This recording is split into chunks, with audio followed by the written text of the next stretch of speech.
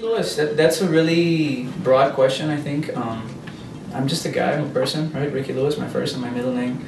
I'm a musician, I'm a composer, an arranger, producer.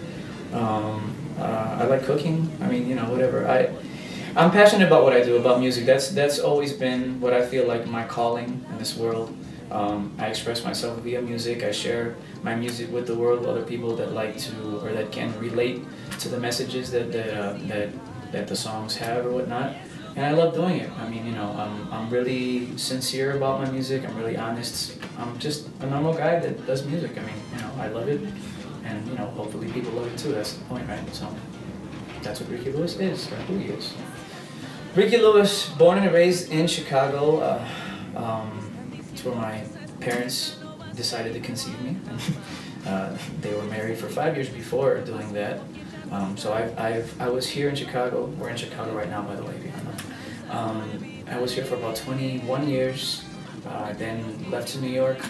I love Chicago. I just wasn't able to grow with my career in the music business here, unfortunately. But you know, we're changing that. We're making moves to make sure that this is a city that's definitely on the map musically.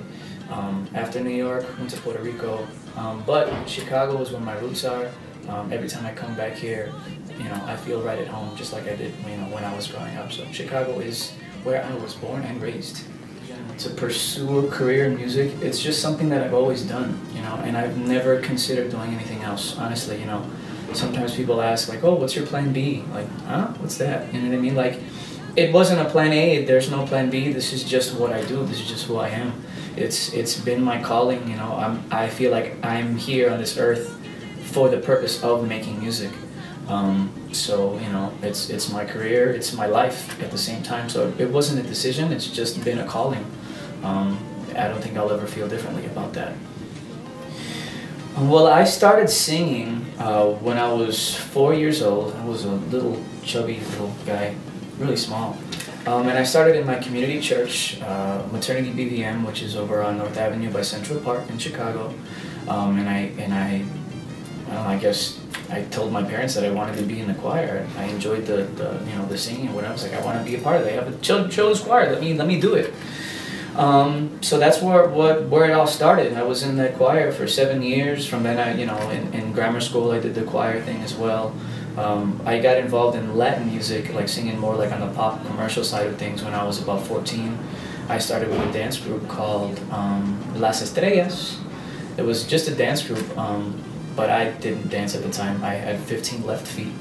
But they made an exception for me, and they got like these pistas, which is, you know, they took like whatever popular songs were playing at the time, they would eliminate the voice, and I would sing over them while everybody danced around me, and I stood there like a statue singing. But I had the voice, you know, so it was something that helped me out a lot, because, you know, I started wanting to, you know, after I saw the videos that my mom would take, and like, I don't look right doing that, standing there like this statue, right? So I got into that that way, and it just kind of grew from there. You know, from there I decided to make a band. I had my own band here in Chicago, and you know, yada yada yada. The story goes on. I'm sure we'll get into that in later questions. So, but yeah, an artist that can sing, an artist that can sing, an artist that leaves his heart and his soul on that stage. The moment I get on that stage, you know, it's just pure energy. You know, it's really something that I pour out from my soul, you know, and it's usually people feel that, you know, and they give that back to me, and it's a really wonderful exchange of energy between the stage and the people, and back and forth. A lot of variety, you know. A lot of times in my shows, I'll bring out the guitar, I'll do some acoustic stuff, or maybe I'll jump on the piano and do some things like that. But really, a show of quality, musical quality, is something that I always strive for. I always try to surpass every show with the, you know, whatever show I'm doing. I always try to make things more exciting and more entertaining than what they are on the record.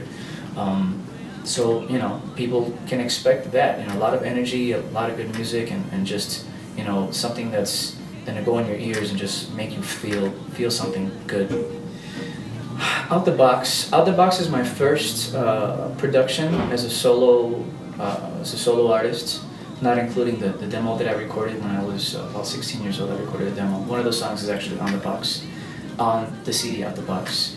It's an album that I made from scratch. Honestly, it's my first baby, and I put a lot of my heart into it.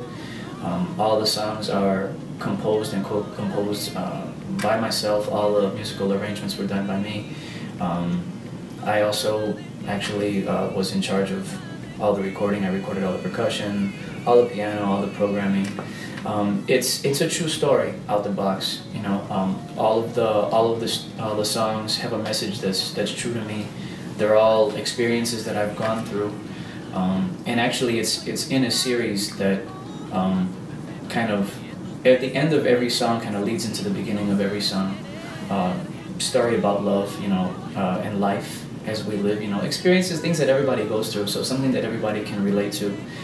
Musically, it's something very fresh, a lot of fusion. It's based on tropical music. Obviously, that's, you know, where most of my experience is. But being born and raised in Chicago, you know, I have a lot of different influences from different genres, like hip-hop, opera, jazz, R&B, rock and roll, even oldies. You know, I grew up listening to oldies with my dad, always listening to the Beatles and the Monkees and things like that. So, you know, I've got a big mix of stuff going on in my head musically, and I try to portray that on my record. You know, what the record is when you hear it is pretty much an exact reflection of what I am musically as a person. So, you know, it's an album that I love. You know, it's going to be dear to me forever. It's my first record, so, you know, and hopefully there are many more to come. But, you know, this one right here is something very special. So check it out the box. That's a good question.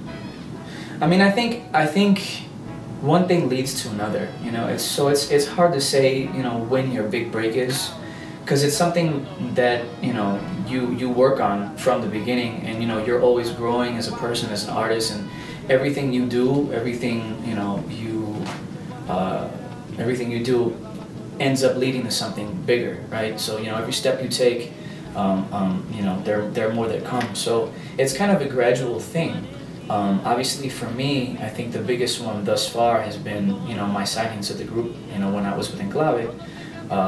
The reason that I moved to Puerto Rico, you know, the signing with the major record label, Sony BMG, over to Universal Machete, you know, those were the first, like, really big breaks. But, you know, before that, there was a lot of work that went into it. You know, a lot of people knew me. I did a lot of venues inside the city, outside the city. You know, I had been recording, and, you know, that's how this business is. You know, it's definitely a gradual thing. No one kind of just overnight, you know, makes anything of themselves. I mean, it may seem that way, but there's always a lot of work behind it. So I guess, yeah, the Enclave thing was definitely the first big step. But, you know, who knows? I think my biggest break has yet to come. The music industry is a really complicated industry. It's a complicated industry without getting into details that really no one needs to know about or even wants to know about. I guess the one thing that I would change is that actual talented people or new people, just if everyone had an equal opportunity, you know, to be heard. And I think that's more for the benefit not of the artist but of the people, you know. And that way the people would be able to just choose what they want to listen to, as opposed to just choose, you know, whatever X radio station is playing because, you know, that's the way they have to, you know, whatever. But, you know, that's the main thing. I would change that, you know, that everyone basically has a fair opportunity to be heard, you know, to have their voice heard. At this point in my life, definitely my main purpose and inspiration to continue are my parents, you know, who have supported me from day one in what I do, which is a great blessing. There are a lot of people that are interested in the arts and that try to pursue the arts as a career, and they just don't get that support from home, and that makes a world of difference. So that's one of my main reasons, you know, to continue what I'm doing, just to make sure that sacrifice of theirs and that effort, everything they put in, that doesn't go in vain. The other thing is, you know, the fans, the people that listen, you know, people that have come up to me on several occasions and they tell you, you know, oh, this song, you know, really got to me, or it really helped me through the situation, this person left, or whatever it is, whatever life experience they're going through, you know, a lot of times you have a song that helps them with that, you know. There was one time I met a woman in Atlanta. She had a heart transplant, and she made it a point to get backstage and to meet us, and she told us, she was like, I had a heart transplant, and I guarantee you, it was your music that kept me alive, you know. Your music saved my life. And that's not the only occasion. There's several occasions like that, you know, a lot of special people that I've had the honor of meeting through this business. So that is a great inspiration, to be able to touch people like that in a positive way. There's no feeling like it, and you know, if I can continue doing that, I'm going to, because it's a great feeling.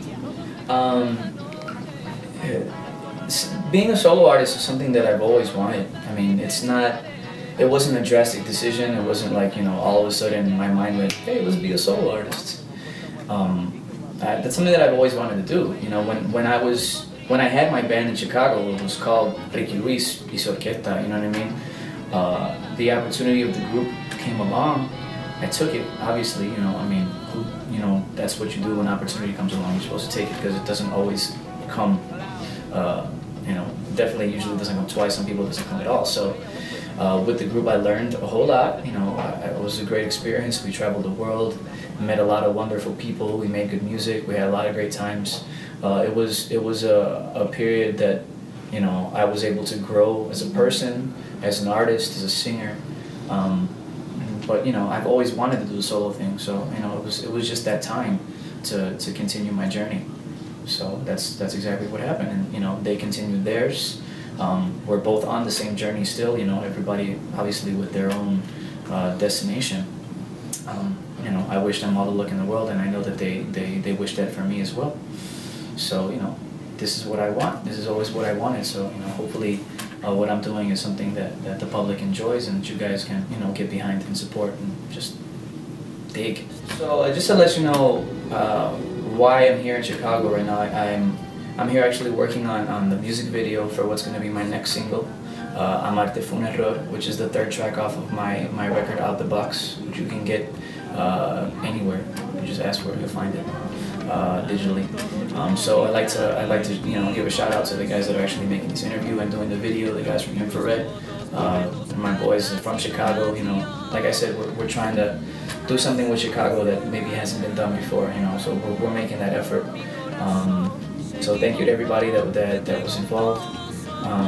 Thank you. I mean, you know, the person that's watching right now, the viewer, the listener.